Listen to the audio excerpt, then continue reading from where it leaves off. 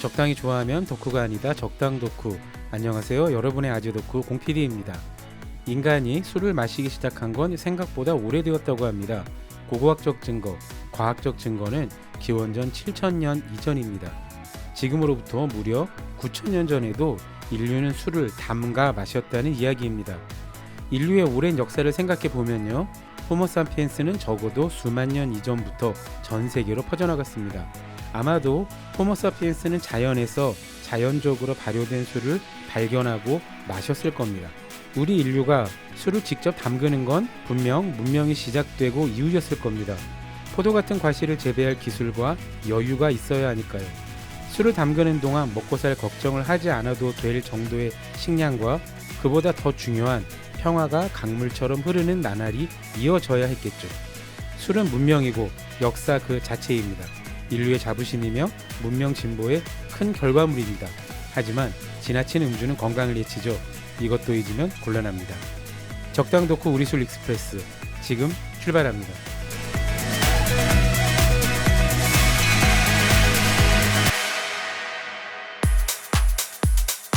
적당히 좋아하며 덕후가 아니다. 적당 덕후 OBS 라디오. 탁지원 PD님 안녕하세요. 네, 안녕하세요. 탁지원 PD입니다. 어서 오십시오. 오늘 에피소드는 아주 특별한, 저희가 지난주까지는 우리 술에 대해서 이런저런 이야기를 많이 했지 않습니까? 네네. 그 이야기를 조금 더 이어볼 건데요. 네. 오늘은 그 얘기를 준비하셨어요. 지나친 음주는 매우 곤란하다. 근데 이것을 국가가 친절하게 권고를 해준 것을 역사 속에서 말씀해 주신다고? 아, 네. 국가가 지나치게 친절한 건지, 네. 네, 때로는 목숨을 빼앗기도 하는. 아, 그렇습니까? 네네. 술의 위험을 너무 강조한 나머지 네. 너 술 마시면 죽어. 이제 여기까지 가버린 이야기. 그러니까 술을 많이 마시면 죽을 수도 있는데 그 전에 내가 죽여주마. 네. 술이라는 건 여러모로 정말 위험한 거군요. 그렇습니다. 네. 많이 마셔도 죽고 술을 마셔도 국가에게 죽임을 당할 수 있다. 네. 금주령을 말씀하시는 것 같고요. 그 마피아 영화 좋아하시는 분들 많을 것 같은데, 그렇죠. 그 마피아 영화에 빠지지 않고 나오는 한 시대, 어떤 시대일 것 같습니까? 당연히 1930년대. 네, 금주법 시대. 그렇죠. 1920년부터 33년까지 미국에서는 수정된 헌법에 의해서 미국 영토 내에서 술을 만들어서 팔거나 심지어는 운송할 수도 없었거든요. 잠시만요. 미국의 금주법이 시작된 게 1920년부터 33년, 무려 10년이 넘었습니까? 그렇습니다. 잠깐 반짝 몇 년 한 게 그게 아니고요? 아니에요. 네. 굉장히 길었네요. 사실 이 금주법 시대가 네.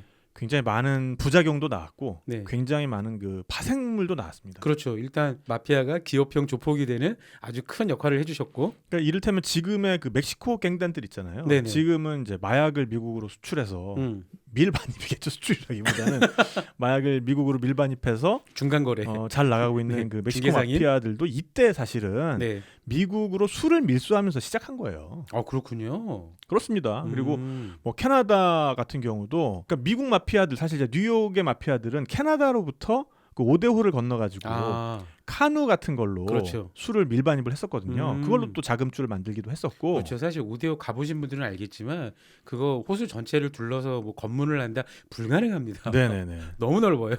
그리고 이때, 그리고 지금은 뭐 국제적으로 5대 위스키라고 하면 이제 네. 미국, 캐나다, 스코틀랜드, 아일랜드, 일본 이렇게 쳐주는데. 일본도 들어가는군요. 그럼요. 네. 거기에 들어가는 그 캐나다 위스키가 네. 이때 비약적인 발전을 하죠. 그럼 1920년대, 30년대 전까지 캐나다 위스키는 그 스코틀랜드나 아이리시 비하면 저 멀리 한참 아래. 그렇죠. 그리고 그냥 가양주 정도였죠. 근데 이게 미국에서 이제 술 만드는 게 정지된 상태에서 캐나다가 그럼 만들어서 이제 5대5를 건너서 들여보내야 될 거 아닙니까? 그러니까 그 전까지의 캐나다 위스키라는 거는 가양주 말 그대로 집에서 그냥 네네. 담가 먹는 수준이었는데, 네. 미국에서 금주법이라니까 얼씨구 이거를 대량 생산해서 팔면 떼돈을 벌 수 있겠구만. 그렇죠. 그렇죠. 그러면서 경쟁이 촉발하면서 더 맛있는 위스키를 미국에 내다 팔기 위해서 경쟁을 시작했군요. 그렇습니다. 또 어쨌든 이 금주법 시대에 의해서 네. 술이 근절이 과연 되었을까? 그건 뭐 지금을 보면 알죠. 또 미국은 세계 최대의 맥주와 위스키 생산국이기도 합니다. 그렇습니다. 그래서 이 법은 정말 처참한 실패로 돌아갔고 네. 오히려 이 금주법 아래서 마피아는 술 같은 것을 이제 독점적으로 남들이 그렇죠. 못하는 산업을 비밀스럽게 독점적으로 하면서 크게 성장할 수 있는 그런 역설적인 기회를 맞이한 거고요. 그리고 이때 나온 그 명칭 중에 하나가 스피크 이지 바예요. 스피크 이지바? 네네. 어떤 뜻이죠? 그러니까 지금도 스피크 이지 바라 그러면은 네. 약간 그 칵테일 바나 아니면은 좀 이런 위스키 바 중에서 네. 조금은 더 좀 고급스럽고 약간은 프라이빗한 분위기를 가지고 있는 바들을 스피크 이지 바라고 하는데 네. 그러니까 이때는 그러니까 정말로 그 문패도 번질 수도 없는 비밀 비밀스러운 멤버십. 공간에서 그렇죠. 그러니까 막 책장 돌아가고 막 이런 그렇군요. 거. 네. 아 책장이 돌아가야 되나요? 그런 데서 술을 팔던 곳들을 이제 아주 낮은 목소리로 우리가 이렇게 대화를 나눠야 했기 때문에 스피크 이지 바라고 했던 거죠. Mr. Tuck, tonight how about speak his bar? Not with you. 예, 저도 별로예요. 네.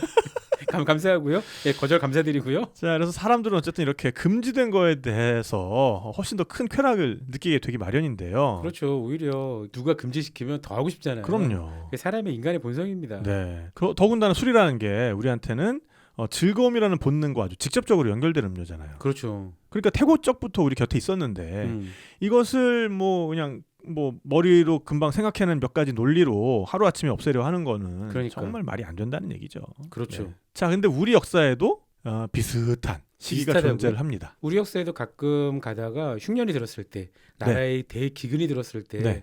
그 먹을 살도 부족하니 술을 빚지 말거라라는 네. 건 종종 있었지 않습니까? 그렇죠. 미국의 금주령, 대금주 시대 버금갈만큼 네. 그렇게 오랫동안 아주 강압적으로 굉장히 강력했고요. 네. 그 기간도 비스무리합니다. 11년간 지속된 조선 시대인가요? 네. 고려 시대인가요? 영조 때의 금주령 시대가 있었습니다. 아, 영조 때 네. 참 영조 대왕이 술을 싫어하는 걸로 유명한 네네. 왕이긴 하죠. 네. 그래서 영조 31년, 네. 즉 1755년에 이 금주령이 내려지거든요. 네. 그래서 11년간 지속된 정말 우리 역사에서는 가장 오래 지속되었던 그런 금주령입니다. 근거는 뭘까요? 여러 가지 일단 흉년이었고요. 음. 그런 다음에 영조 자신이 이때 정말로 조선반도에서 술을 뿌리 뽑고 싶었어요. 아, 그런 어떤 도덕적인 네. 자기 이상 이런 것도 있었던 거죠. 술이 일단 문제다. 일단 영조라는 왕을 좀 우리가 들여다봐야 네. 왜 그런 명령을 내렸는가 네. 이제 좀 이해할 수가 있지 않겠어요? 이번 역사까지 네. 갑니까? 그렇습니다. 네, 술부터 시작해 역사까지 가는. 네네. 사실 조선이라는 나라가 제가 지난번에 얼핏 말씀을 드린 것 같은데 술꾼들의 천국이었다. 왜냐하면 주세가 없었으니까. 아하. 조선 왕실의 입장에서는 술이라는 게 집집마다 봉제사 접 빈객을 하기 위해서 제사를 모시고 손님들을 대접하기 위해서 뭐 김치나 뭐 된장이나 그러니까. 고추장이나 이런 것처럼 집집마다 만들어 먹는 음식인데 그러니까 집에서 요리를 한다고 세금 받으면 안 되죠. 그렇죠. 네. 그거와 동일한 건데 거기다 무슨 세금을 매기냐 이런 나라였고 주세가 있긴 했어도 변방 지역에서 뭐 정말 변고가 나거나 아니면 한시적으로. 아주 지극히 그 흉년이 들었을 때 한시적으로 걷었던 네. 세금이 주세였고 그런 다음에 금주령도 마찬가지였어요. 그러니까 사실 우리 역사에서 금주령이 제일 처음 나타나는 거는 네, 언제입니까? 백제 시대입니다. 굉장히 오래됐네요. 네, 굉장히 오래됐고요. 그리고 조선 시대에 들어와서도 거의 뭐 모든 왕이 뭐 한 번 이상은 금주령을 발동했다. 그 말은 그만큼 나라의 흉년이 자주 들었다는 이야기겠죠.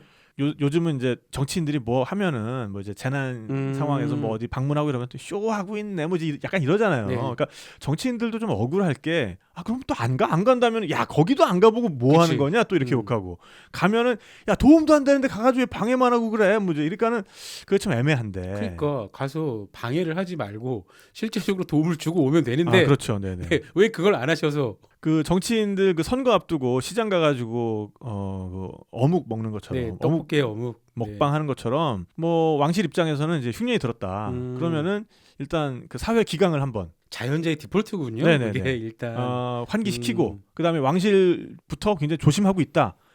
타의 모범이 되기 위해서 우리도 이렇게 노력하고 있어. 이걸 보여주기 위해서. 수라상에 오르는 찬수를 줄이고 그것도 줄이고 금주령을 발표하고 그렇죠. 이런 그렇죠. 것들이 일종의 디폴트 통치행위 매뉴얼. 영조는 좀 예외적이었다는 거죠. 영조는 정말로 뿌리 뽑고 싶었다는 거죠. 자, 영조는 일단 그 태생이 완전 성골 뭐 출신이라고 하긴 좀 그렇죠. 그렇죠. 그러니까 인현왕후를 모시던 몸종이었던 숙빈 최씨 그리고 그렇죠. 숙종의 사이에서 태어났죠. 원래는 그 이복형이었던 사람이 이제 왕위에 오르게 돼 있었죠. 이복형이 누구였습니까? 경종. 아, 기억도 희미한 그 경종. 네네네. 그래서 이 경종이 왕위에 오르긴 올랐는데 이 경종의 어머니가 바로 그 유명한 장희빈. 희빈장 씨. 희빈장 씨거든요. 그래서 희빈장 씨는 이미 이때는 그 사약받고 죽은 상황이어서 그렇군요. 궁중 대신들로부터 공격받을 거리가 많았죠. 이 경종이. 그러네요. 그러니까 이제 스트레스도 엄청 많이 받았을 것 같고. 술을 많이 드셨나? 아, 그랬을까요? 그럼 뭐좀 거기까지 잘 모르겠는데 아마 많이 드시기도 했을 것 같아요. 근데 몸이 워낙 약했어요. 그래서 31세를 일기로 사망을 합니다. 굉장히 젊은 나이에 네. 돌아가셨네요. 그러니까 이때 뭐 일설에는 어린 시절에 어머니가 네네 이 장희빈이 경종에게 경종을 울리면서 나 앞으로 정신 똑바로 네? 차려야 된다. 네. 이런 경종을 울리면서 감사합니다. 뭔가 네. 그 경종의 어떤 그 국부를 너무 심하게 이렇게 잡는 바람에 그때부터 몸이 안 좋아졌다. 뭐 이런 야사도 있어요. 야사죠? 야사입니다. 야사. 야사. 네. 자, 그래서 어쨌든 이 경종의 뒤를 이은 것이 이복 동생이었던 영조였던 겁니다. 그러니까요. 네. 그 영조는 왕위 오르기까지 정말 얼마나 그 위태로운 시기를 오랫동안 견뎠던 거예요. 그러니까 왕족이라는 게 왕이 계승 순서에서 가까이 있을수록 더 위험한 것 같아요. 그것도 그렇고 그다음에 아예 좀 친형제면은 형제간의 정 같은 게 있어서 좀 봐줄 수도 있잖아. 형제를 죽인 뭐 후계자들도 많이 있습니다만 더 날아가기 쉬운 어떤 그 서출의 소생 그리고 곁까지 약간 이런 느낌이잖아요. 그러니까. 그렇죠. 마리조와 왕족인 거지. 그렇죠. 뭐 진짜. 네. 그래서 정말 오랫동안 이제 자신의 큰 뜻을 숨기고 정말 몸조심하면서 전전긍긍 살얼음 위를 걷는. 그 영주의 큰 뜻이 그거였습니까? 내가 즉위하면은 조선 땅에 술을 사라지게 하리라. 왕위에 대한 생각이 처음부터 있었을까 싶기도 하고요. 어떤 그런 시기를 보내다가 사실 상상하기 어렵겠죠. 왕이 되다 보니까 정말로 좀 소심하고 가리는 거 많고 편집증적인 그런 모습을 가지게 된 거죠. 그래서 영화 사도에 보면은 송강호 배우가 그 모습을 너무너무 현실적으로 묘사를 잘 해줬잖아요. 거기 보면은 뭐 조금만 자기가 좀 이상한 소리, 거북한 소리 들으면 막 물로 귀를 씻고 뭐 얼마나 가리는 게 많습니까? 꼬장꼬장하고. 그렇죠. 근데 이제 이런 분이 살기도 정말 오래 살았던 거죠. 장수왕이셨죠, 정말 오랫동안. 자, 그랬는데 이분이 이제 왕위에 오른 17세기 이때가 전 세계가 이상 기후에 휩싸였던 때입니다. 이때가 소빙하기예요. 그래서 지구 평균 온도가 1에서 1.5도 정도 내려갔다고 합니다. 그렇군요. 이 정도 내려가면은 전 세계에 기근이 발생해요. 곡물이 잘 안 자랍니다. 평균 온도가 1에서 1.5도나 내려갔다면 지금이나 좀 그렇게 내려가야 되는데. 그러니까 말이에요. 자, 그래서 이 정말 기후 위기, 기후 변화 심각한 거고요. 조선에서도 인구 100만 명 이상이 굶어 죽는 그런 대기근이 이 기간 동안에 2차례나 발생을 했다고 합니다. 100만 명이요? 네. 이때 조선의 인구가 몇 백만밖에 안 됐을 것 그러니까 같은데요? 뭐 그냥 여염집에선 정말 한 집 건너 한 명 죽는 그런 상황이었을 것 같아요. 세상에. 자, 그래서 영조는 자라면서 예전에 이런 대기근이 있었다 이런 이야기를 들으면서 자랐고 그 다음에 계속해서 주변에서 이제 올라오는 그런 보고 같은 걸 보면은 여전히 이제 농촌 지역의 현실이 팍팍하다 이런 소리를 계속 들으면서 성장을 한 거죠. 그러면서 자연스럽게 만들 때 많은 곡물을 들여야 하는 술에 대한 인상이 안 좋게 됐을 것 같아요. 일단. 그렇죠. 또 어떻게 생각하면 통치자라면 최고 통치자라면 그런 생각을 가지는 것도 굉장히 자연스럽기도 하네요. 그렇죠. 그러면서 즉위를 하잖아요. 즉위하자마자 3대 국정 과제를 선포를 해요. 설마 3대 국정 과제에 금주가 들어갑니다. 벌써? 아니 그때는 왕권이 완벽하게 정립되지 수립되지도 않았을 때 같은데. 자, 그래서 그 3대 국정 과제가 첫 번째 붕당을 경계할 것. 그러니까 당파 싸움 너무 심하게 하지 마라. 그다음에 사치를 경계할 것. 까지는 아주 좋아요. 사치 부리지 마. 그다음에 음주를 경계할 것. 이때는 금주령까지는 아니고 술을 많이 마시지 말라 이 정도 권고였습니까? 금주는 금주였는데 한시적인 금주령이었습니다. 그러니까 제례하거나 뭐 이럴 때만 뭐 국가의 큰 기쁨, 경사 있을 때만 마시고 나머지는 자제해. 그러니까 식량 사정이 나아지면은 뭐 전면 금지까지는 아닌데 일단은 잠깐 먹지 말아봐. 일단 경계를 해. 그리고 좀 나아지면은 풀어줄게. 뭐 이제 이런 한시적인 금주령이었는데 1755년에 오게 되면은 이때 큰 흉년이 한번 들어요. 이때가 이제 영조 31년이거든요. 아니 왜 이렇게 조선 때는 흉년이 자주 드는 거예요, 도대체? 그러니까 뭐 농업 생산성 자체가 그렇게 높지가 않았으니까. 안타깝네요. 그때 우장춘 박사님을 좀 보내드렸으면. 회기물인가요? 과거 회기물? 죄송합니다. 네. 자, 이제 영조 31년쯤 되니까 이제 국정에 대한 어떤 자신감, 국정을 주도할 수 있는 그런 역량도 좀 생기지 않았겠습니까? 이미 30년을 집권하셨어요. 그러니까. 이미. 네. 그래서 이때 네. 정말 조선 역사상 전무후무한 네. 가장 강력한 금주령을 선포를 합니다. 그렇군요. 일단 한양의 술집에 네. 주등을 걸지 말라라고 해버립니다. 아 이때 한양에 술집이 있었군요. 있었죠, 당연히. 네, 이때 뭐 정조 때가 훨씬 더 자본주의가 많이 싹트긴 하지만 이때 벌써 한양 그 경내에는 그런 이제 술집들이 있었고 저작거리에 술집이 있었던 건 고려 시대 때도 확인이 돼요. 그렇군요. 네네네. 그때는 국가에서 운영하는 그 정책적으로 운영하는 그런 술집이 이 개경시내 6개가 있었다고 해요. 국영주점. 그렇습니다. 근데 네. 그거는 국영주점. 화폐를 발행을 했는데 사람들이 화폐를 안 쓰는 거야. 그러니까 여전히 그럴 수 있죠. 그럴 수 있죠. 예, 네, 쌀 지고 다니고 네, 그럴 수 저기 있죠. 뭐 포목 지고 다니고 네. 그거 바꿔 먹는 게 훨씬 더 확실하다고 생각을 했으니까 네. 화폐의 신용성을 안 믿는 거지. 그래서 야 화폐 소비를 위해서. 여기에서는 화폐 전용이야라고 해가지고 국영 주점을 설치를 야, 했던 거고. 일종의 지금 지자체들이 하는 지역 카페 같은 느낌이네요. 그렇습니다. 그래서 한양에는 뭐 주점들이 많았는데 네. 여기에 이제 주등을 걸지 말라는 명령을 내려요. 주등이라는 게 우리가 흔히 얘기하는 홍등 같은 그런 거겠죠. 그렇죠. 그러니까 이런 등에다가 이렇게 술주자를 쓰고 네네네. 안에 초를 넣어서. 그게 바로 뭐냐면 지금의 간판이에요. 간판. 그렇죠. 네, 네. 네온 사인, 음, 판촉물 음. 이런 거를 금지를 해버린 거죠. 그 니네 간판 걸지 마. 그렇죠. 이게 그 주점들한테는 그때 당시에는 뭔가 이렇게 외양을 뭐 지금처럼 예쁘게 꾸며놓을 수 있는 것도 아니고. 그렇죠. 그런 거는 아니면 그거잖아요. 일종의 우리 영업 시작했어요. 네, 라는 네. 영업 시작 표지잖아요. 그렇죠. 근데 그게 안 걸어 있으면 저 집이 영업을 하는겨 마는겨. 네, 그러니까 엄청난 타격이 됐을 것이고. 네. 그다음에 이제 그 전에 아무리 금주령이 내려져도 정말 예외인 게 하나가 있었거든요. 제사. 그 중에서도 종묘제례. 아 종묘제례, 네네. 왕실 제사, 네. 국가 제사일 때는 그렇군요. 자, 그래서 여기에 이제 제주가 올라가는데 네. 이 제주로 음. 다른 걸 쓰지 말고 네. 예주라는 걸 써라. 예주는 뭔가 일단 제주는 제사에 쓰는 술을 말씀하시는 네네. 거고 예주는 뭐죠? 예자가 네. 이게 이제 술을 뜻하는 또 옛날 한자예요. 술 예자가 예, 있습니까? 리에 그 요리에 할 때 그 리에자인데 네. 오. 이게 이제 탁주를 나타내기도 하지만 네. 식혜를 나타내기도 합니다. 그러니까 발효가 안 된 상태의 곡물에서 추출한 그 단 음료. 네네. 요거를 이제 요리라고 하거든요. 아 그럼 결국 술을 쓰지 말고 식혜를 쓰라는 얘기예요. 식혜를 써라. 그것도 뭐 술 비슷한 거 아니냐? 거긴 알코올이 없지 않습니까? 알코올은 없죠. 그게 어떻게 술이지 알코올이 없는 게? 마치 인원쟁은 무알코올 맥주가 맥주인가? 그렇죠. 인원쟁하고 똑같은 건데. 무알콜 막걸리를 써라. 탁피는 어떻게 생각하세요? 무알코올 맥주가 맥주입니까? 근데 무알콜 맥주도 사실은 한 1% 정도 알코올이 함유된 것들이 많죠. 그러면 유알코올이잖아요. 무알코올이 아니라.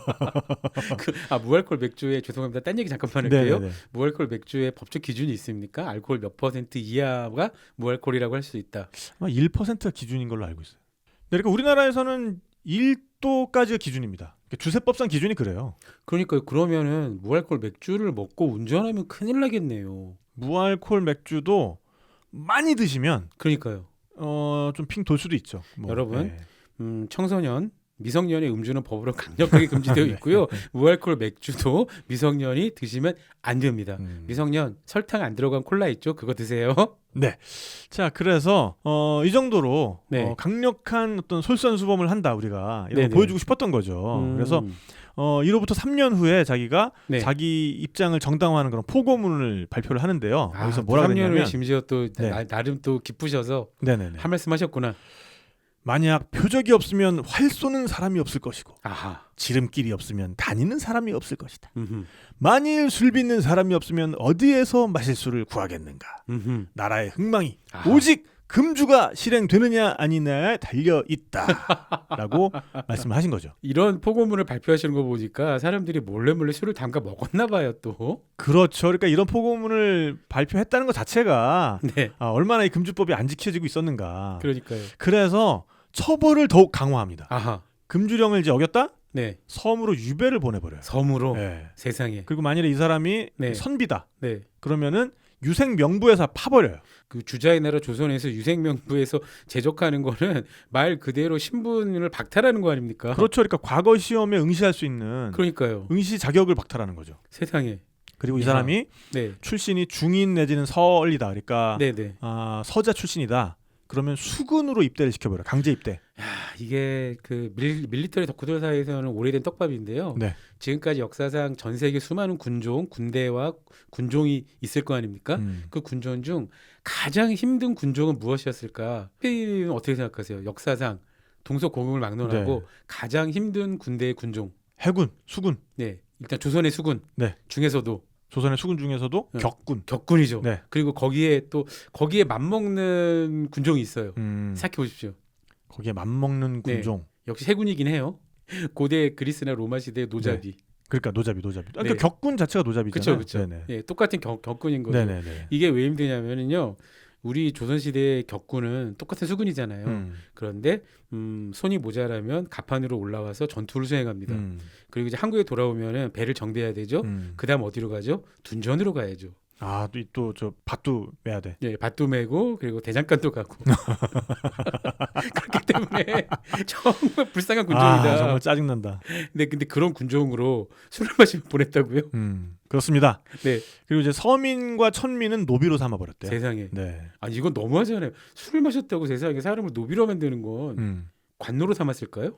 거기까지는 모르겠습니다. 네, 관노였는지 알겠습니다. 산호였는지 모르겠고 우리 예. 공태희 PD님의 질문은 가끔 너무 디테일해서 그쵸. 제가 깜짝깜짝 놀라요. 예, 지금. 죄송합니다. 네네. 그러니까 이게 술을 마셨다고 이걸 현대적으로 해석해 보면 너는 술을 마셨으니까 일단 수능 시험 볼 자격 없고 공무원 시험 볼 자격 없고 그리고 너는 군대를 가는데 지금부터 도서 근무 한 15년 해. 넌 말뚝이야. 강제 입대. 그리고 그렇죠. 그리고 강제 입대해서 15년에서 10년 근무를 마치고 오면 이제부터 너는 정년 퇴직할 때까지 공익 근무야. 이런 느낌이잖아요. 그렇죠. 여러분 오해하지 마십시오. 제가 지금 공익 근무 여러분을 조선시대 노비에 비교하는 거 아닙니다. 오해하시면 안 돼요. 자, 그래서 이렇게 강력한 정책 추진을 하려다 보니까 네. 이래도 이놈들이 말 안 듣네? 그렇다면 내가 정말 강력한 본보기를 보여주지. 네. 이래서 그 불똥이 튄 게 누구겠습니까? 누굴까요? 자기 아들. 아니 그럼 사도세자가 사도세자. 귀주에 갇혀 죽은 게 술을 많이 마셔 그랬던 겁니까? 그러니까 여러 가지 요인이 복합적이긴 했는데 네. 술도 또 그 이유 중에 하나긴 했어요. 아이고. 네. 그러니까 이 사도세자가 원래는 굉장히 모범생이었거든요. 그러니까 술도 잘 못 일단 마시고. 이게 흔히 나타나는 케이스잖아요. 아버지가 너무 뛰어난 업적. 네. 훌륭한 사람이면은 그 아래에 있는 자녀들이 너무 괴롭습니다. 맞아요. 뭘 해도 아버지랑 비교되니. 맞습니다. 그래서 어쨌든 어릴 때 천재끼도 약간 보여주고 하니까 영조가 기대를 하지. 정말 너는 완벽한 왕이 될 거야 이러면서 과도한 집착 그리고 이제 과잉 교육 이거를 시키는 거죠. 그러다 보니까 이 세자는 원래 굉장히 과묵하고 내성적인 사람이었는데 아이고. 그러다 보니까 스트레스를 이렇게 잘 발산을 못하고 그렇죠. 안으로 이걸 계속 쌓은 거죠.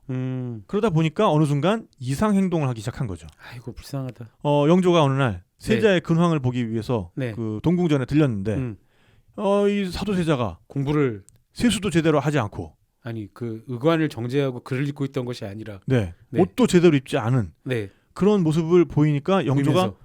딱 보자마자 네. 그냥 보자마자 바로 너 술 마셨지 이렇게 한 거예요. 술도 안 마셨는데. 그때 술을 안 마셨는데. 억울하다. 너무 억울하다. 그러니까요. 네. 그래서 막 사람들 다 있는 앞에서 네. 너무 강하게 책망을 한 거예요. 그러니까 세자가 이거 봐라. 알았어. 그럼 이제부터 진짜로 내가 술을 마셔주지. 술도 안 먹은 나를 보고 술을 먹었다 그랬으니 그렇죠. 그렇습니다. 제가 지금부터 아바마마의 뜻을 그대로 따르겠습니다. 네. 제가 좀 고주망태가 돼가지고 네네네. 맨날 술을 마실 거예요. 그렇습니다. 네. 그래서 이 반발심에서 포금을 하게 된 거예요. 아이고. 이제 이건 그러다 정사죠. 보니까 네. 대표님 이건 정사입니다. 정사죠. 정사입니다. 네, 기록이 네. 남아 있는 네네네. 거죠. 네. 이제 이러다 보니까 원래 술이라는 거는 좀 이렇게 늘 드시던 분이 드시면 그렇게 위험하진 않아요. 안 먹던 사람이 갑자기 너무 많이 먹으면 그리고 어느 시점부터 너무 많이 먹게 되면 좀 위험해집니다. 아이고 흔히 얘기하는 사람이 술을 먹는 게 아니라 술이 사람을 그러니까요. 잡아먹는 그런 경우였군요. 그래서 결국에는 술에 취해가지고 네. 칼을 들고 어머나. 자기 시중을 드는 내시와 나인들을 죽여버리는. 그러니까 이게 궁중에서 그 사도세자가 살인했다는 게 술에 취해 저지른 네네. 일이었군요. 네. 아이고. 그런 이상 행동을 하기 시작한 거죠. 야 이러면 뭐 폐위는 뭐 너무나 당연한 수준일 것 같고. 네. 그래서 일단 사도세자를 뒤주에 가둔 다음에 네. 이때 이제 영조의 어떻게 보면은 이게 이제 컨팅전시 플랜이 가동이 되는 건데 비상계획. 만일에 사도세자를 폐위를 해버리거나 네. 아니면 직접적으로 자기가 죽여버리게 될 경우에는 음. 일단 사도세자의 아들, 그러니까 나중에 이제 정조가 되는 그렇죠. 이때 당시에 이제 세손은 또 영조가 너무너무 이뻐하고 있었거든요. 너무 총명하고 그렇죠. 걔까지 왕위가 위태롭게 된다라는 그렇죠. 생각이 번쩍 든 거죠. 그래서 애매하게 죽여야겠다. 아, 근데 결국은 이거 어떤 의미로도 뭐 살해 아닙니까? 그렇죠. 이건 뭐 미필적 고의가 아니라 네. 고의죠. 고의인데 네. 굉장한 정치적인 계산을 한 거죠. 음. 그래서 1762년에 사도세자를 뒤주에 가두고 그냥 죽을 때까지 방치를 하는 거죠. 거기서. 아니 우리가 택피디님 제가 지난 한 6회 정도까지 계속 술이라는 게 인류사의 큰 업적이고 술을 마시는 즐거움과 술을 만드는 것의 아름다운 과정들을 쭉 이야기하고 있었는데 네. 오늘은 술을 잘못 마시면 죽는 데를 이야기하고 계세요. 오늘은 좀 하드보일드한 얘기들입니다. 알겠습니다. 네. 너무 무서운 얘기를 듣고 있고요. 근데 영조가 술을 많이 마셨다고 목숨을 앗아간 사람이 사도세자만은 아니죠? 그렇습니다. 그 다음 이야기는 저희가 바로 이후에서 들어볼게요. 적당히 좋아하면 덕후가 아니다. 적당 덕후 OBS 라디오. 탁피디님, 일부에서 너무 무서운 얘기만 계속해 주셨어요. 네네네. 그런데 술을 많이 마셨다고 목숨을 앗아간 사람이 사도세자만은 아니었다. 그렇습니다. 또 네. 누굽니까? 사도세자가 그렇게 비명에 간 다음에 한 넉 달 있다가 네, 이번에는 함경도 북청 지역의 군 사령관입니다. 북청이라고 하면은 북청물장수에 등장하는 그 북청인가요? 네, 네. 네, 그래서 이 북청 지역의 남병사 네. 이게 이제 계급 이름이고요. 네. 윤구현이라는 사람에 대한 고발이 들어오는데 멋대로 금주령을 범하고 술을 빚어 매일 술에 취한다. 이 북방이 있었으니까 뭐 설마 나를 어떻게 하겠어? 저 북방 민족이 쳐들어와 우리 조선을 휩쓸고 갈 텐데 설마 나는 괜찮을 거야?라고 생각을 했을까요? 요게 좀 애매해요. 네. 일단은 그런 고소 고발이 들어온 거예요. 음. 그러니까 영조 입장에서는 자기 아들을 그렇게 보낸 지 얼마 안 된 상황이잖아요. 아 심지어 사도세자 죽은 이후였군요. 넉 달 후. 세상에 이 사람 간이 컸네. 그러니까 이제 완전 꼭지가 돌아가지고 네. 당장 잡아오라고 한 거죠. 당장 잡아오라고 한 다음에 네. 그리고 이제 다른 신하들을 또 이 남병사 윤구현의 집에 보냅니다. 그래가지고 증거를 찾아오라 그래요. 압수수색. 네, 압수수색. 네. 그때 너무 서슬이 퍼래가지고 네. 증거 안 나오면 네가 죽는다. 약간 이런 식으로 보내요. 그럼 증거 조작을 했겠구나. 그래서 전하 증거를 발견했사옵니다로 가져왔는데 네. 술 냄새가 풍기는 항아리 하나 가져왔어요. 술 냄새가 풍기는 항아리는 뭐야? 애매하잖아. 그러니까. 그러니까 나중에 알고 보니까 그 술 항아리는 금주령 이전에 쓰던 거야. 아 근데 술 냄새까지. 근데 남아있었구나. 그때는 봐라 확실하지 않느냐. 여봐라 칼을 가져오너라. 내가 저놈의 목을 직접 치겠노라 해가지고 정말 직접 칼로 목을 쳐요. 진짜요? 네. 그래가지고 와. 저작거리에다 효수를 해버립니다. 심지어. 목을 내다 걸어요. 아이고 이 남병사 윤구원의 가문도 그냥 멸문지화를 당했겠군요. 근데 결국 그로부터 12년 후에 네. 영조 50년이 되어서야 네. 그때 그 윤구현은 내가 생각해도 좀 애매했어. 그 저기 그 직첩은 좀 돌려주고 그 명예는 회복해줘. 이제 이렇게 됐어요. 아이고 이 양반 참. 자 이렇게 서슬이 펄했던 시기가 바로 영조 때 금주령 시대인데 네네. 지금부터는 약간 블랙 코미디입니다. 아 설마 영조가 또 술을 드시고 기행을 하셨나요? 맞습니다. 아니 이분이 금주령을 내릴 정도로 술을 싫어했는데 본인이 술을. 그러니까 영조라는 사람이 굉장히 모순적인 사람이라는 거예요. 아까 셰익스피어의 여러 인물들을 한데 모아놓던 네. 그런 느낌이 살짝 드네요. 그렇습니다. 19세기 초에 네네. 성대중이라는 그 문신이 쓴 책이 있어요. 네. 청성잡기라는 책인데 여기에 보면은 영조가 주관한 국방 세미나 장면이 나와요. 아 그렇군요. 네. 이제 그때는 무강이라고 했거든요. 무강. 네네. 이제 무강이 왕과 신하들이 그 무에 대한 지식을 나누고 토론하는 그렇죠. 그런 행사입니다. 자 이때 과제 발표. 세미나 하려면 이제 먼저 발제를 하지 않습니까? 그렇죠. 자료 조사해 와가지고 자기가 이제 PPT 맡은 사람이 홍건이라는 종구품 무관이었어요. 어이구 말찍이었군요. 네. 아, 지금으로 진짜? 치면은 네. 뭐 청와대 경호실에 근무하는 한 대위급 정말 흔히 얘기하는 미관 말찍이 네. 그 말찍. 네네네. 그런 장교인데 네. 이때 주제가 정흉모였어요. 정흉모. 네네. 정흉모라는 건 무기인가요? 그 모자가 장팔사모 할 때 모자고. 창이군요. 네네네. 그 정자는 이제 못정자고 흉은 이제 가슴 흉자 해가지고 정흉모인데. 네네. 자 그래서 이제 그 홍건이라는 그 이제 사람이 자 그럼 오늘 그 정흉모에 대해서 알아보도록 하겠습니다. 네. 그래서 이제 탁 이렇게 그 PPT 자료를 켰는데 네. 갑자기 영주가 껴드는 거야. 갑자기. 네. 왜? 야, 니들 말이야 이 정흉모라는 거 알아? 야, 정흉모 뜻이 뭐야? 정흉모 가슴 흉자가 있잖아. 네. 사람의 가슴을 팍 찌르는 창이야 임마. 뭐 또 모르는 것들이 말이야 이러는데 네. 그 홍건이 이제 앞에 이렇게 뻘쭘하게 서 있었을 거 아니에요? 이제 그렇죠. 발표하던 도중이었으니까 홍건이 약간 고개를 저기 갸우뚱했나 봐요. 그러니까 정조가 야, 내 말 안 맞아? 맞다는 거 안 맞다는 거 말을 해봐 임마. 이러니까 이러고서 이제 대답을 안 한 거예요. 임금이 와서 그렇게 목소리를 높이면 일단 쫄아서 말을 못해야지. 일단 쫄기도 쫄았을 거고. 그러니까 이때 영조가 네. 완전히 화가 폭발해요.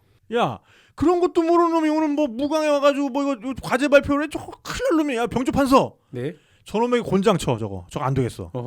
바로 그 자리에서. 네, 몇 대 치는지는 안 나와요. 세상에. 근데 곤장을 맞으면서도 네. 안면에 색이 하나도 안 변했대요. 오, 참군인. 그러니까 저 반항하네 저거. 저 얼굴 표정 봐 저거. 잠깐만 이제 보통은 그런 기계가 있다고 풀어주고 소상히 자초지종을 말해보거라 뭐 이게 아니라 저 자식이 반항을 해. 네네.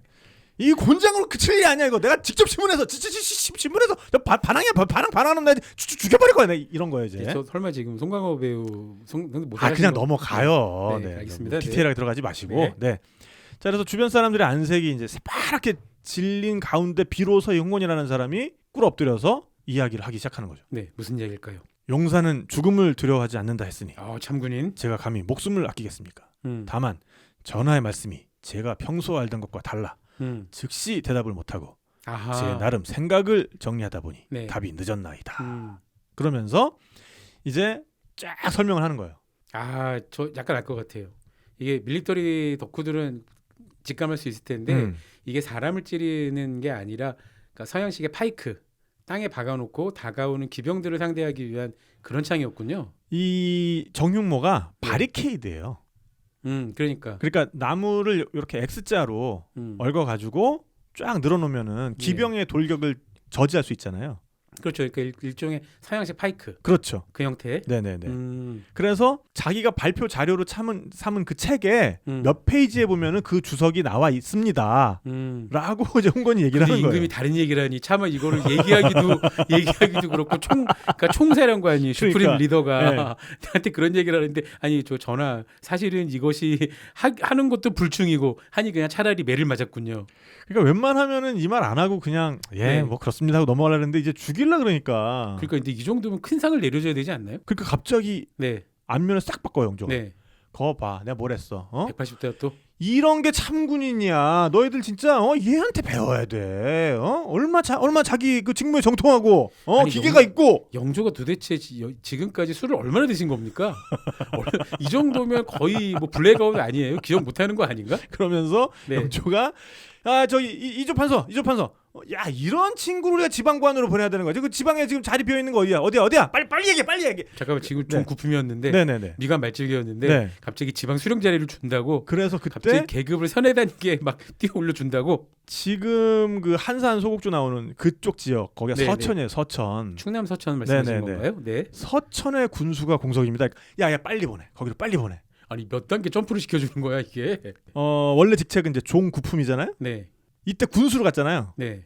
군수면 종 4품이에요. 그러니까 지금 계급이 몇 개가 오는 거야. 세상에. 그러니까 아마 약간 창피하기도 했을 거야. 영조가 빨리 자기 눈앞에서 치우고 싶었을 거야. 이때 도대체 술을 얼마나 드신 겁니까 이 양반? 자, 이때 영조의 행동은 술 취한 사람이라고 하지 않고서는 이 행동을 설명할 길이 없어요. 술 아니면 약이죠 뭐. 그렇죠. 중간에 하나지. 그래서 이 청성잡기에 보면은 이때 영조가 이렇게 행동했던 것은 송절차를 마시고 살짝 취해 있었기 때문이다라는 송절차는 뭡니까? 알듯 모를 듯한 글귀가 나와요. 자, 송절차 말 그대로 송절, 소나무 마디가 들어간 차인데 아니 이 차를 마시고 왜 취해? 그 취자를 썼거든요. 이 성대중 작가가. 그럼 이 성대중에 썼던 청성 잡기는 영조 사후에 쓴 책인가요? 사후에 쓴 거죠. 사후에. 네네. 그럼 조금 더 솔직하게 얘기해도 됐을 텐데 애매하게 표현을 했네요. 자, 그래서 영조가 평소에 다리 관절이 좋지가 않았어요.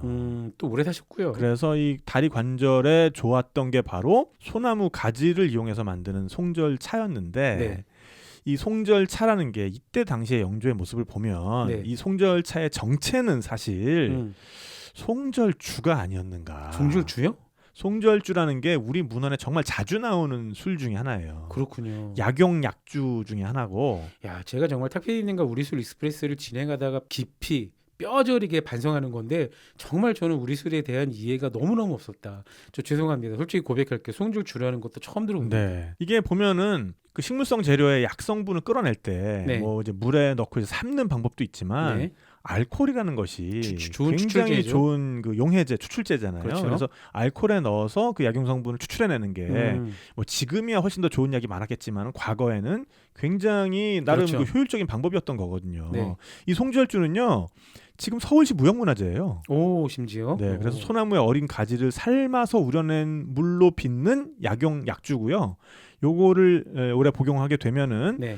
가슴이 답답하고 이렇게 눈앞이 캄캄해지는 그런 증상이 없어지고 원기를 보충하는 효과가 있다라고 옛 문헌에 쓰여 있습니다. 그런 거죠. 네네. 실제 그런 게 아니라 그렇게 옛 문헌에 쓰여 있다는 말씀이시고요. 그렇게 쓰여 있습니다. 네. 자, 그래서 그러면 영조가 왜 이 마시는 송절주를 뭐 나 송절주 한잔 했어 하면 되는 건데 왜 송절차라고 했을까? 아니 그동안 그렇게 금주령 돈 내고 사람들을 죽였던 그렇죠. 임금인데 자기가 술을 그렇습니다. 마셨다고 얘기를 하면 안 되죠. 그렇죠. 통치 이념에 어긋난 거 아닙니까? 그리고 또 이 금주령에 예외가 있었거든요, 있기는. 있긴 있군요. 그러니까 네. 이제 아까 뭐 이제 국가 제사는 재래주? 당연한 거고 네. 그거 아니어도 여염집에서도 네. 제사상에서 제사상에 올라가는 제주, 그 다음에 혼례 치를 때 이제 합환주라는 게 있거든요. 합한주도 청주 같은 그렇죠, 거겠죠. 그렇죠. 그러니까 그 의미를 담은 이름인 거죠. 그러니까 음. 합쳐서 기뻐진다. 그렇군요. 그래서 합환주. 이게 이제 결혼할 때 쓰는 그런 술인 거고요. 요거 이외에 이제 병을 치료하기 위해서 약으로 먹는 약주도 사실은 일반적인 금주령에서 좀 봐줬어요. 뭐 제주나 합환주나 약주의 명목으로 마시는 술에 대해서는 터치를 못했거든요. 이제 일어나 보니까 사대부들이 무슨 술을 마시던지 간에 약주라고 둘러대는 그 습관이 생긴 거예요. 그래서 이제 우리말이가 흔히 쓰는 약주 한잔 하자는 게 술 한잔 마시자는 것과 뜻이 호환되게 된 그렇죠. 계기군요. 그렇죠. 그럼 오늘 밤에 약주 한잔 할까? 약주 좀 드셨어요? 네. 이러는 게 역사가 굉장히 오래된 말이네요. 그러니까 이를테면 그런 거죠. 뭐 이제 아침에 어전 회의를 하는데 네. 이렇게 쭉 서 있단 말이에요. 이제 왕이 들어오기 전에. 저 김판서 술 냄새가 너무 하는 거 아니오? 어젯밤에 얼마나 퍼드셨어? 미안하오. 내가 요새 그 신경통이 좀 있어서 약주를 한잔 하였어. 약주가 좀 과했어. 사실은 소주 먹었는데. 그러니까 약주라고 둘러대면 그만이니까. 그렇죠. 네. 그러다 보니까 이제 사대부들 사이에서 술이라고 하면은 종류를 불문하고 약주라고 말하는 풍습이 생겼고, 그 다음에 일반 민중의 입장에서는 민간에도 퍼지겠죠. 사대부들이 술을 다 약주라고 하니까 있어 보이잖아. 뭔가 약주가 이렇게 좀 높이는 말이구나. 그러니까 이러면서 술을 아예 이렇게 높임말로 약주라고 부르게 되는 어원이 되는 거죠. 그러니까 이런 거죠. 제가 탁첨지님하고 친구인데 탁첨지 요새 우리 영감마님들이 술을 약주라고 부르시더라고. 그래? 그럼 앞으로 나도 점잖게 약주라고 불러야 되겠구만. 우리도 저기 오늘 저녁에 나가서 약주 한잔 할까? 그러세나. 이제 이렇게 되는 건데 이후에 이게 좀 의도치 않게 우리식의 청주가 이름을 잃고 이제 일제시대 때 들어와서 술에 대한 카테고리를 정하면서 청주가 원래 우리 카테고리였는데 그거를 일본 술에게 줘버리고. 그러니까 이때 일본인이 너희 조선민족은 원래 이거 약주라고 불렀잖아. 그러니까 이제부터 그냥 약주라고 불러. 그렇죠. 청주는 우리 일본에서 일본식 주법으로 만든 것만 제법으로 만든 것만 청주야. 그렇죠. 그러니까 일본 사람들도 나름 역사 공부를 한 거예요. 치밀하네요. 치밀하죠. 참나. 네. 그러니까 니는 옛날부터 이게 약주라고 불렀으니까 뭐 약재가 안 들어가도 약주라고 불렀잖아. 그러니까 약주는 니네가 먹고 떨어지고. 심지어 오래됐네. 청주 이 방에선 이사 나가. 청주 방 비워. 우리 거 들어와야 되니까. 네. 이렇게 한 거죠. 그래서 결론이 이겁니다. 네. 역사의 한 시기에 우리식 청주를 은밀하게 약주라고 부른 사실은 있는데 그렇다고 해도 그게 우리의 맑은 술, 이 청주라는 이름을 송두리째 빼앗을 근거는 되지 못한다. 당연하죠. 라는 게 이제 제 결론이고요. 맞습니다. 자, 이제 영조의 금주령은 결국 1766년에 허무하게 해제가 됩니다. 물론 영조가 역사상 악명 높은 독재자는 아닙니다. 독재자라고 말하는 거 아니에요. 조선시대 임금들은 기본적으로 독재이긴 하니까요. 물론 문민 통치로 굉장히 효율적으로 통치를 하긴 했지만 역사상 모든 독재자들이 했던 강력한 통치 정책을 다시 원래대로 돌릴 때 의외로 다 소리 소문 없이 그냥 우리가 언제 그런 일이 있었어? 라는 식으로 돌아오는 경우가 많이 있잖아요. 그렇습니다. 그러니까 이때 뭐 자 이제 내가 정책을 바꾸는 이유는 뭐지 이런 거 설명이 있는 게 아니라 그냥 1월에 종묘 제사를 지내야 되는데 영조가 한마디 합니다. 그 저 이번 종묘 제사 때는 그 저기 식혜 말고 술 쓰지. 그래서 이제 이렇게 된 이유에 대해서도 이제 해석이 분분한데 네. 그동안 이제 꾸준히 이 송절 그 차. 따옴표 차를 송절차를 드시고 송절주로 네. 의심되는 송절차. 요거를 꾸준히 드셔가지고 네. 건강이 좀 좋아져서 조상들한테 그동안 계속 식혜를 드렸더니 좀 미안해서 감사하는 마음으로 이번엔 진짜 술을 좀 드려야겠다. 자기가 마셔봤더니 몸도 좋아지고 기분도 좋아져. 이런 좋은 걸 조상님들한테 계속 드려야 되겠다는 생각을 한 거군요. 이제 그렇게 해석하는 게 있습니다. 네. 근데 어쨌든 뭐 그동안 이 금주령 때문에 희생됐던 사람들, 억울하게 목숨을 잃었던 사람들, 그런 사람들의 이야기를 들어보면은 정말 얼마나 이게 허무한 일입니까? 그리고 당시에 또 나름 그런 비리도 많았대요. 그러니까 그렇겠죠, 당연히. 네. 네네네. 그러니까 이런 단속반한테 이제 뇌물을 바치고 술을 빚게 해주는 그런 이제 권리를 산다든가. 그때도 술을 안 마셨을 리는 없고 네네. 이런저런 방법으로 술을 다 물류를 했을 거 아니에요. 네. 어디서. 근데 대규모로 이동을 못했을 테니까 굉장히 다양한 방법을 시도했을 것 같긴 한데. 그렇죠. 그러니까 지금처럼 뭐 이제 보관이 그렇게 용이한 것도 아니고 그렇죠. 이것을 이제 대규모로 실어낸다는 건 더더욱 안 되는 일이니까 어쨌든 한 군데서 빚어서 잘 숨겨놓고 그러니까요. 변질되기 전에 다 소비하는 이제 그런 형태였을 것 그런 거 같은데. 아니면 이거 뭐 간장 독에다 맨 위에 간장을 놓고 아 그 아래에다 술을 담가서 건물을 피한다던가. 실제로 그 근세기 유물 중에 네. 그런 것들이 있어요. 저 항아리인데 이중 구조를 가진 항아리가 있습니다. 그 안에 얕은 깊이의 속뚜껑이 하나 더 있는 거죠. 그래서 사실은 술독인데 거기에다 그 속뚜껑이 약간 오목한 애가 이렇게 걸리게 돼 있거든요. 위에다가. 그래서 그걸 덮은 다음에 거기다가 된장이나 고추장을 넣어 그렇죠. 까는 거죠. 그래서 가장 위에 있는 뚜껑을 딱 열어봤을 때는 된장이구나. 된장인 거죠. 이게 정말 이렇게 그 안까지 손을 이렇게 찔러보지 않고서 그렇죠. 그런 식으로 위장하는 독이 이 근세 유물로 내려오는 것들이 있습니다. 그러니까 그건 이제 술을 운반했을 수도 있고 네네. 금이나 다른 밀수품이나 어쨌건 나라에서 금지한 여러 가지 것들을 운반은 은닉했을 수 아니었을 있다. 거고 이제 단속반이 들이닥쳤을 때 잠깐 눈을 아, 피하는 용도였겠죠. 그쵸. 네. 그러니까 결국은 진짜 사람들의 욕심, 욕망, 그러니까 본초적인 욕망을 무시한 어떤 정책도 성공할 수 없는 거니까요. 불가능하죠. 그렇습니다. 네. 네. 미국에서 금주법이 실패한 것도 결국은 이유 때문 아닙니까? 네. 어떻게든 막을 수 없다. 이거 못 막는구나. 오히려 막으려고 했더니 음성적으로 조폭들이 등장하고 나쁜 일만 점점 생기고 그리고 또 하나 국가는 세금도 못 걷잖아요. 결국은 망하게 됐던 거죠.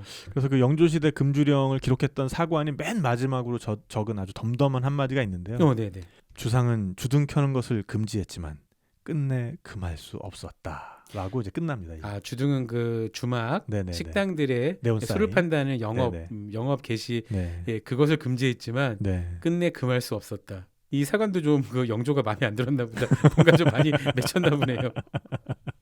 아, 이거 쓰고 집에 가서 술 한잔 했을 수도 있어. 그렇죠. 네. 그렇죠. 내가 오늘 여보 내가 오늘 하는 멋진 말을 실록에 썼소. 무슨 말이 무슨예요? 실록에 있는 것을 발설할 수는 없소이다. 하면서 술을 마셨을 수 있죠. 네. 재밌네요. 영조의 금주령 들어봤고요. 근데 영조의 금주령 말고도 또 다른 이야기가 더 있죠. 네, 그래서 이 금주법 시대, 조선의 금주법 시대는 네. 이후에 이제 왕위를 이어받는 정조 때 네. 정말 엄청난 변화를 겪게 되거든요. 정조도 금주령을 했습니까? 아닙니다. 이제 정조는 술을 권장하기 시작합니다. 그러니까요. 그 권주의 왕 같은 느낌이잖아요. 저 권주왕. 네, 그러니까 영조 시대가 조선 술꾼들한테는 굉장히 암흑 시대였잖아요. 다크에이지. 그렇죠. 네. 다크에이지. 네. 네. 아, 잠깐 아까 말씀드렸던 그 사건이 이제 영조실록에 나오는데 네. 포도 종사관 지금으로 치면 이제 총경 정도 되는 그래도 고위 관료죠. 상당히 네. 고위 관료네요. 네네. 네. 이 사람이 이제 긴급 출동을 한 거죠. 직접. 네. 오. 그 술집에 대한 고변이 들어와서 네. 야. 신고를 했어.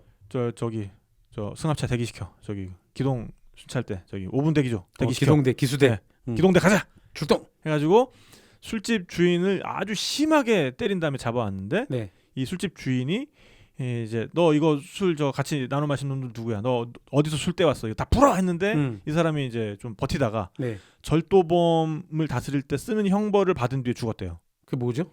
조선시대 절도범한테 그 내리던 형벌이 네. 왼쪽 복사뼈의 힘줄을 4.5cm 잘라내는 거였대요. 복사뼈 힘줄이면 설마 아킬레스건입니까?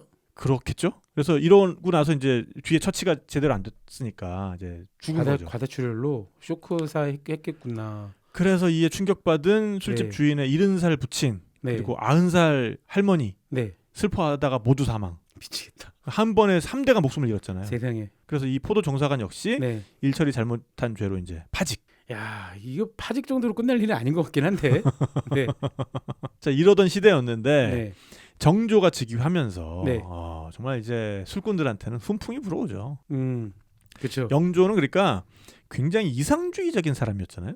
이상주의적인 이상한 사람이었어요. 네. 그러니까 이 사람한테는 그 술이 정말 만악의 근원이었던 거야. 그러니까 신기하네요. 어떻게 그렇게 생각을 할 수가 있었지? 그러니까 주변에 영조 주변에 술 먹고 사고 친 사람들을 어렸을 때부터 많이 보고 자랐을까요? 왕실 종사들 중에 친척들 중에 어른들 중에 그런 사람들이 있었을까요? 그것까진 모르겠는데 여튼 그 술에 대한 기본적인 인식은 그렇지만 또 자신이 먹는 술에 대해서는 관대했던 거지. 그러니까요. 진짜 탁PD님은 영조 시대 태어나지 않은 게 천만다행이에요. 천만다행입니다. 네. 네. 큰일 뻔하셨어요. 네네네. 자, 근데 정조는 네. 그 조선 후기 어떤 르네상스, 정조 르네상스를 이끌었던 사람 아닙니까? 네네. 훨씬 더 현실적인 사고 방식을 가졌던 사람이에요. 그래서 이 왕은 술을 사회생활의 도구. 그 사람들 만나는데 술 한 잔씩 해야지. 그래야 뭐 좀 뭐 대화도 되고 그러는 거 아니야? 근데 이분도 좀 이상하긴 이상해요. 그냥 그 정도로 술을 아이스 브레이킹 요새 말로 그런 걸 깨는 용도로 쓰는 게 아니라 네. 강권하잖아요. 너 안 마셔? 그렇죠. 안 마시면 그 우리 얘기. 친구 아니야? 네, 절친 네. 아니야? 네. 이런 양반이었잖아요. 약간 그런 성향이 있었죠. 네. 네. 그러면서도 또 야, 술집이 잘 돼야 돈이 잘 돌아. 오. 그러니까 술집들을 적극 장려해라. 그러니까 화폐 유통과 관련해서 새로운 화폐를 유통시켜야 되는데 그러려면은 술집들이 잘 돼야 된다. 이런 그 사고방식을 지녔던 사람이에요. 그래서 정말 심한 가뭄 아니고는 야, 네. 웬만하면 금주령 내리지 마. 그 뭐 저 왕이 바뀌었다고 금주령 그 괜히 내리고 이런 거 하지 마. 이런 방침을 세웠고. 네. 그다음에 이제 왕위에 오르자마자 네. 은국전이라는 거를 시전의 하나로 그전에 원래 있었는데 이게 사라졌었거든요. 은국전. 그러니까 여기서 전이라 그러는 거는 국가에서 공식적으로 인정한 시장을 말씀하시는 거죠? 상점이죠, 상점. 네. 상점인데 이 은국전이 은과 함께 누룩을 취급해요. 그래서 국자가 누룩국입니까? 네네네. 그래서 이 누룩을 판매하는 이 판매점을 네. 그러니까 공식 상가에다가 이제 다시 넣어주는 거죠. 오, 그렇군요. 그러면서 술 판매도 이제 완전 자유화. 그렇죠. 그래서 한양의 밤거리가 네. 내걸린 주등으로 대낮처럼 밝아졌다고 합니다. 이 말씀을 하시면서 탁빈이 표정이 아주 환해졌어요. 그러니까요. 사실은 이 네. 기록은 되게 누가 탄식하면서 적어놓은 거거든요. 우리 지난 그 영조대왕 때는 안 그랬는데 지금 금상의 지하에서는 이게 다 타락해가지고 임금이 바뀌었다고 세상이 이리 변할 수 있느냐? 너무 타락했다. 말세로다 말세. 한양의 밤거리가 뭔 주등으로 대낮처럼 이 밝아지는 게 말이 되냐 막 이렇게 탄식하면서 써놓은 건데 저는 네. 나중에 흐뭇하게 읽었다. 그러니까요. 그렇습니다. 그리고 또 이제 정조실력 14년에 기록된 네. 대사관 홍병성의 상소문에 보면은 대사관께서 뭔가 또 비분 관계하셨구나. 네네네. 네. 당시에 한양의 술집들이 얼마나 번성했는지를 또 알 수가 있어요. 네. 근래 도성안에 큰 술집이 골목에 차고 어허. 작은 술집이 처마를 잇대어 온 나라가 미친 듯이 오로지 술 마시는 것만 일삼고 있사옵니다. 전하 이렇게 이제 대사관. 상소를 올리는 거죠. 그것이 어찌 큰 문제란 말이오. 그러니까 말입니다. 네. 자, 근데 정조는 방금 말씀하신 것처럼 네.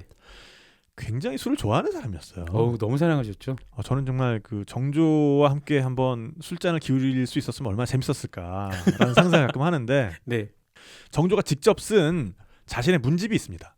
있죠. 그게 이제 홍제전서라는 책인데 여기에 그 본인의 음주관을 적어놨어요. 심지어. 정조대왕께서. 야, 이거 술을 잘 마시는 사람들이 뭐 술은 이렇고 저렇고 하는 것들은 다 결국은 술을 더 마셔라는 이야기인데. 그래서 이제 정조대왕의 음주 철학. 네. 무릇 술을 마시지 말아야 할 땐 마시지 않아서 비록 반잔의 술이라고 할지라도 입에 대지 않고 오호. 술을 마시고 싶을 때는 마음껏 마셔서 네, 그럴 줄 설령 알았다. 10말의 술이라도 마치 고래가 바닷물을 들이켜듯 마실 줄 알아야 한다. 이 정도는 되어야 비로소 주량이 있다고 말할 수 있는 것이다. 네, 그럴 줄 알았다. 정조 그럴 줄 알았다. 야, 이 정도 예 그렇잖아요. 무슨 대단한 철학이란 것처럼 말씀하시지만 결국은 술 많이 마셔야지 그래야 좋은 사람이야. 군자는 술을 많이 마실 줄 알아야 돼라는 얘기 아닙니까? 그렇습니다. 네. 그래서 정조 16년이 되면 이제 네, 당시에 그 성균관의 네. 이제 글짓기 시험.